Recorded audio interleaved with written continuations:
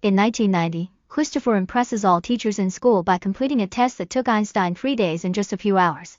His older sister Michelle points out that he can go to college early, but he isn't sure he wants to go. On their way out, a soldier notices that Christopher has a cartoon robot on his t-shirt and scolds him, reminding him that war is coming. The robot on that shirt is Cosmo, the protagonist of a popular cartoon show. However, because anti-robot sentiment is growing around the nation, the show gets cancelled. Robots were first developed by Walt Disney for their parts in 1955 and later they were put into mass production, so they became the main source of workforce around the world. For years they worked without issues, but eventually they get tired of working and rebel. The robots demand rights of their own, so they organize protests all over the world led by Mr. Peanut. Debates go nowhere and soon a war between humans and robots begins. Any person keeping a robot at home is considered a traitor. War isn't going well for humans and Sergeant John appears on TV to explain why. Robots don't eat, don't sleep, and don't flake. For 2 years humanity keeps on fighting only to lose over and over again. One day the founder of Center Technologies Ethan invents the Neurocaster, a device that links the human mind to drone bodies. Now humans can fight the robot army on equal grounds and in just 2 weeks, the war is over. Humans win and Colonel Bradbury is named the main hero. Peanut meets with Clinton and Ethan to sign the Treaty of Surrender while over 6,000 robots are imprisoned in the exclusion zone in the desert.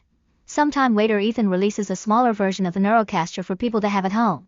This model allows them to split their minds so they can work and have fun at the same time.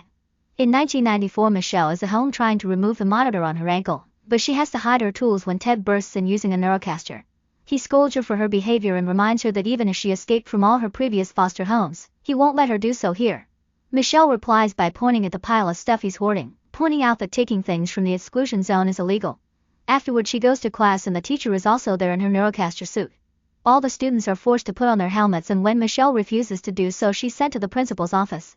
The lady notices on Michelle's profile that she lost her entire family and blames it on the war, so Michelle has to clarify it actually was a car accident. Then the principal explains that neurotherapy can help her forget for a few hours, causing Michelle to revisit a memory of playing on the beach with her brother. That day he had a panic attack and she comforted him through it. However, Michelle still refuses to put on the helmet and goes home. That night Michelle dreams of the car accident that killed her family. She had woken up in the hospital and a doctor was watching her, but she couldn't remember their face. In the present, Michelle is startled awake by a noise outside. She looks out the window and notices a shadow moving in her yard, so she grabs a flashlight and goes out. Suddenly she sees an eye reflected on a bottle before the table falls, scaring her into running back inside. She tries to warn Ted about the intruder, but he's lost in the Neurocaster world. When the intruder breaks in, Michelle runs to hide under her bed. However, the intruder is a robot and easily lifts the bed to look at her with Cosmo's face. Michelle runs to the corner of the room and tries to communicate with Cosmo, who uses some gestures to indicate he's looking for her. This robot can't speak and opens his head so Michelle can fix his voice circuit, but unfortunately he only has a few pre-recorded phrases. Then Cosmo grabs a picture of the siblings and keeps pointing between himself and Christopher, implying they're the same person. Michelle doesn't believe him and forcefully pulls the picture from his arms, causing him to crash against the shelves. The noise wakes Ted up and he comes to the room to find Cosmo.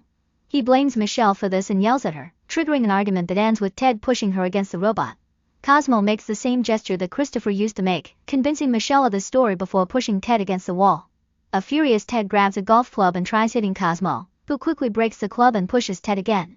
This time he ends up bleeding and rushes to call 911 before Michelle tases him until he's unconscious. Afterward Michelle and Cosmo get in Ted's car and the robot easily removes the monitor from her ankle. Michelle doesn't know how to drive but improvises when Ted comes after them in his Neurocaster. The car throws him off and the duo manages to leave. The next morning the car stops in the middle of the road because it has a flat tire. Michelle checks the trunk to get the spare, but that one is broken too. She starts bothering Cosmo with questions, so he explains Christopher is alive somewhere and controlling him from afar. When Michelle asks how to find her brother, Cosmo points at Center's company logo on the sign. Using a Dr. Pepper can and more gesturing, Cosmo mentions a doctor with glasses, and Michelle thinks about waking up after the accident again. Now she remembers Dr. Amherst's face and how he told her that Christopher died in the hospital. Then Michelle takes out a map and Cosmo points at a spot in the middle of the exclusion zone. They'll meet a plan to break into such a dangerous place and Michelle remembers all the illegal things Ted bought. There's a box in the car trunk with the address of the sender's P.O. box in New Mexico, so they decide to search for that person because they may know how to get inside the zone. The duo sneaks into a train for half of the journey and continues the other half on foot. In the evening Michelle stops at a store for food and when she comes out she sees a truck coming, so she drags Cosmo to an alley to hide. The driver turns out to be John, who opens the P.O. box the duo was looking for and gets a bunch of money out of it. Then a man appears in his Neurocaster to buy a gun from John. Suddenly the client turns the weapon and threatens to shoot John, only to get hit by an electric shot that turns the Neurocaster off. This was done by Herman, John's partner robot, who helps him move the fallen machine while discussing how to get its parts. While they're distracted, Michelle and Cosmo sneak into the back of the truck. Meanwhile, Bradbury finds Ted's abandoned car. The next day the truck arrives at an old mine near the exclusion zone. John and Herman move their latest acquisitions inside, unaware that Michelle and Cosmo are hiding in a box. While John and Herman argue over missing cables, Michelle tries to use the distraction to sneak around, but Cosmo accidentally activates a singing fish and gives away their location. When John and Herman surround them, Michelle explains she only wants a guide into the exclusion zone, but John thinks she's crazy. At that moment the elevator goes up and John concludes someone followed them, so the whole group hides. When the elevator comes back down, it reveals Bradbury. He announces this place is now under the jurisdiction of the Robot Deactivation Task Force and makes John and Michelle come out with their hands up. John tries to pretend Michelle is his sister, but Bradbury recognizes her and says she's under arrest. Herman tries to shoot Bradbury with his electric beam, but Bradbury sees him and uses John as a shield. Then Bradbury opens fire, destroying big parts of the room while everyone runs to hide again. When he corners the robots, Michelle comes out and hits his arm with a fire extinguisher, only for Bradbury to steal it from her and destroy it. As the room fills with smoke, Michelle claps her hands to turn off the lights. Suddenly the fish decorations start singing again and Bradbury is distracted, so John shoots him from behind. His bullets do nothing to the Neurocaster's body and Bradbury quickly destroys his gun before grabbing John by the neck. Wanting to save him, Michelle and Cosmo surrender. After throwing John away, Bradbury starts walking toward the duo, explaining that Cosmo is marked for deactivation. At that moment Herman makes a huge crane claw fall and capture Bradbury. Then the whole group jumps into a mining car to escape. However, John takes too long to find the right key and Bradbury gets enough time to escape. He shoots the car to bring it down and tries to shoot Cosmo too, but Herman disarms him again and now both robots start fighting him. Michelle finds a bulldozer and traps Bradbury against the wall with it, causing some rocks to fall and bury him too. The mine is slowly crumbling, so the group has to rush out to save themselves. Seeing his home going down makes John scream in frustration and he yells at Michelle for ruining everything. He's interrupted by some weird noises nearby, so the group runs to hide in a cave and watch scavenger robots going around looking for parts to fix themselves. When John sees an opening, he comes out and destroys the robot so he can get into his garage, where he keeps a van and a huge suit that Herman uses to make himself bigger. After lots of arguing, Michelle convinces John to help her. Minutes later, Michelle, John, and Cosmo are inside the van, which is being carried by Herman in the suit. They enter the exclusion zone and Michelle sees all the destroyed robots on the ground. During the trip, John shares the story of how he met Herman. During the war, John's team lost the battle and was surrounded by enemies. The soldiers were supposed to be shot by the robots, but Herman saw John crying and saved them instead. A few days later the center drones found them and wouldn't listen to John when he tried to tell them Herman was good, so the duo had to run away to avoid getting killed. Meanwhile, Ethan is using his Neurocaster to revisit a memory with his deceased mother, but the device starts malfunctioning and he has to turn it off. He yells at his scientists and demands to know what's happening to the company's systems, so the men reveal that Christopher has escaped. If they don't find him by Friday, the whole company will collapse. A desperate Ethan later meets with Bradbury in the virtual world. He knows that Cosmo is on Bradbury's hunt list and offers him a deal. Instead of taking Cosmo to the authorities, Ethan wants him to hand him over to his company. In the mine, Bradbury's Neurocaster is activated again. In the desert, the group is discussing the idea of entering an abandoned mall to search for food. A robot sees them and throws a fridge at them, breaking the van's front window. Herman tries running away, but the enemy keeps throwing things and causes him to fall. The van lands upside down and the group is immediately surrounded by robots, who capture them and take them to the mall. There's a whole society of robots inside, from entertaining models to regular house appliances. There's even a giant one outside that looks at them through the window. Mr. Peanut shows up and apologizes for capturing them, explaining the robots thought they were dangerous scavengers. When Michelle tells him about her situation, Peanut reveals that Dr. Amherst visited this place once and that he has a PhD in human-machine interaction. Peanut quickly kicked him out, so he doesn't know where the doctor is now. Michelle wants to go out to continue her search and John reminds her how dangerous it is at night, so he convinces her to wait until morning. In private, Michelle remembers her last Christmas with Christopher and how little she saw him since he went to college. She can't help crying at the memory, and Cosmo comforts her before playing the cartoon that the siblings used to watch together. Soon a bunch of other robots join the watch party, which is noticed by Peanut. Later, after everyone falls asleep, they're suddenly awakened by a male robot asking for Christopher. Cosmo raises his hand and the robot gives him a postcard that Amherst left for him. There's an address written on the card and a note saying that Amherst will be waiting for him. That address is in scavenger territory, so they can't enter it without a plan. Peanut overhears everything and introduces them to a training robot that keeps malfunctioning while trying to explain how to fight the scavengers. John thinks he may be a liability, but the robot impresses him by shooting baseballs at high speed. In the morning, Bradbury makes it to the exclusion zone and watches them all from afar, noticing that the group is leaving in Peanut's car. They spend the whole day driving, and by nighttime they finally make it to an abandoned amusement park where the address is supposed to be located. Michelle sees lights in one of the attractions, so she concludes someone must be around. Suddenly a huge clown head activates and creepy robots begin appearing around the heroes. The group immediately begins running as they shoot at any enemy that gets too close. Peanut tries to communicate with them, but the creepy robots only know how to growl. The group makes it to the building with the lights only to discover the doors are fake. The robots are coming closer and they don't know what to do. Suddenly more lights are turned on around the park and music starts playing on the speakers while fire comes out from a few statues. The robots back off in fear before a trap door opens under the group, causing them to slide down into a hidden tunnel. In an underground room they finally find Amherst, who is excited to see the postcard in Cosmo's hand. Michelle immediately pushes him and demands information on Christopher, so Amherst reveals the boy is on Center's labs in Seattle. After the accident, Christopher was put through some routine tests and the MRI machine alerted the hospital that he was special.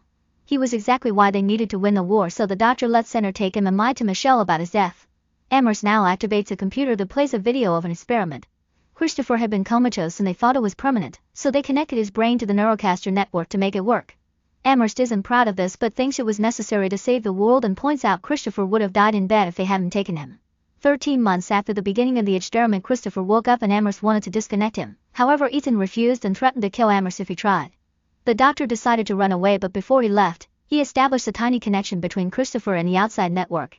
He also gave him the location of the mall so he could find a new family among the robots. Michelle points out Christopher already had a family and John punches Amherst for her. At that moment Bradbury appears outside and shoots the entrance to access the tunnel. He slides down too and finds the room empty. The lights suddenly go out and Peanut tackles Bradbury from behind to smash him against an electrical grid. Bradbury's Neurocaster is electrocuted for a few seconds and he drops his gun, but he manages to push Peanut off to recover. A fight ensues as Peanut reveals a sword hidden inside his cane, but Bradbury is still stronger and easily overpowers him. The rest of the group is sneaking out, but they freeze when they hear a noise. A bunch of soldier Neurocasters appear in the air and land around the heroes, asking them to surrender. The training robot starts shooting balls with such strength that he manages to break a few of their helmets. All this is seen by Ethan through the cameras and he orders the soldiers to capture Cosmo by killing everyone else if necessary. Cosmo throws a ball to distract a soldier and Michelle appears behind him, shooting paint at him until his propeller malfunctions and he crashes into the ceiling. When a second soldier tries to capture her, Amherst shoots him down and tells the duo he knows a way out. John and the other robots keep on fighting the rest of the squad, defeating them with improvised weapons. In the underground room, Bradbury rips Peanut's hat off and says he broke the treaty, so what happens to his family is his fault. At the same time a bunch of soldiers arrive at the mall. Then Bradbury comes out and starts shooting at attractions randomly. Amherst tells his friends to run before he comes out to comfort Bradbury, daring to shoot. Bradbury hesitates to kill another human being, so Ethan takes over a Neurocaster and shoots Amherst himself. The doctor falls on some debris and dies when a metal bar impales him, which leaves Bradbury reconsidering his morals. Michelle and Cosmo try to run away but they're surrounded by soldiers. One of them holds Michelle down while the other grabs Cosmo to then fly away. Bradbury shoots the Neurocaster holding Michelle and tells her to go home before he flies off too. In the morning the group returns to the mall and finds it in ruins with most of the robots destroyed. Meanwhile Cosmo is taken to the Center labs to reunite with Christopher's body. As Ethan connects him to the system, Bradbury realizes he was lied to and Cosmo isn't just a robot, so he's angry that he was sent to hunt a boy. Ethan reminds him that this child helped him win the war and claims that sacrifice is required to move a species forward. Back in the mall, John tells Michelle that she shouldn't give up and that he'll help her as she decides to keep on fighting. Then Michelle checks Amherst's computer to confirm it has the codes to leave the exclusion zone and the location of the Seattle lab. The computer also explains if they disconnect Christopher, the entire Neurocaster system and the company itself will shut down. At that moment Peanut comes back and reminds her that he signed a treaty to achieve peace, but Michelle changes his mind by pointing out that the attack on the mall means the treaty is invalid. Using a bunch of abandoned trucks, John, Michelle, and all the surviving robots leave the desert and make their way to Seattle. Herman even finds a new giant suit and uses it to start throwing things at the Center labs, cracking their windows. Ethan immediately sends all his soldiers out so Herman and John begin running away to make them follow them, creating an opening for Michelle and Amherst's computer to sneak into the building. John shoots at the incoming soldiers while Herman smashes them with his huge hands. However, one of the Neurocasters self-destructs and brings Herman's suit down. When a soldier tackles John, Herman reveals he's got a second suit inside the first and saves his friend so they can keep running. Once the task force is far enough, the rest of the robots also join the fight, which is seen by Bradbury on the cameras. An angry Ethan rushes to his office to put on a secret helmet that allows him to control a special neurocaster and joins the fight too, easily bringing down most of the robots. In the main lab, Amherst's computer pretends to be a crazy violet robot to scare the scientists away. Michelle confirms her brother is still alive, but to talk to him she'll need a neurocaster. At the same time, Bradbury goes outside and tells Peanut where to find Ethan, saying he's finally found someone less human than a robot. Then he disconnects his neurocaster, finally quitting the war. When Michelle puts on the helmet, she finds herself in the memory of her last Christmas with her brother. She tells Christopher that she wants to save them, but he explains that his body is weak and disconnecting him will kill him. He doesn't want to live the rest of his life in this state though, so he tells his sister to do it anyway. In the meantime, Ethan destroys Herman's final chute. The little guy is also hurt and John rushes to help him, but it's too late. At that moment, Ethan is found by Peanut, who says he wants to renegotiate the treaty. In the lab, Michelle refuses to disconnect her brother because she doesn't want to lose him again. Christopher insists he hasn't felt anything in years so he can't be saved, but our friends do need the help. After lots of tears, Michelle says goodbye to Christopher and returns to the real world to finally disconnect him. All the neurocasters instantly go down and the robots celebrate their victory. John is still sad over Herman, whose head suddenly opens and reveals a tiny robot inside. Chaos takes over the world as all computers stop working. The news starts covering Center's experiments on a human child and Ethan is arrested while people begin asking for the exclusion zone to be taken down. In the desert, John and the robots help Michelle make a video in which she tells people to leave their helmets behind and enjoy the world again. Meanwhile, Cosmo is thrown in the trash, but his head suddenly moves.